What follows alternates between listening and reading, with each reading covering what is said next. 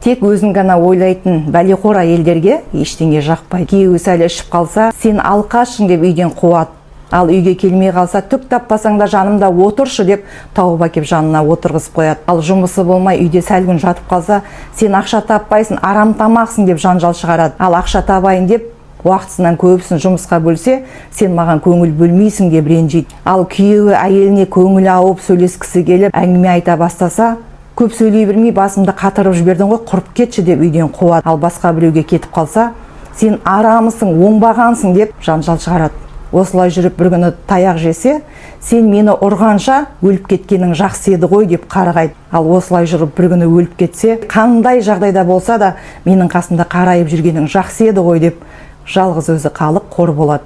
Себебі ол айналасындағы ағайын, туған, туыстың барлығын келін болып түскен кезде-ақ түрлі себептермен бездіріп жіберген болатын.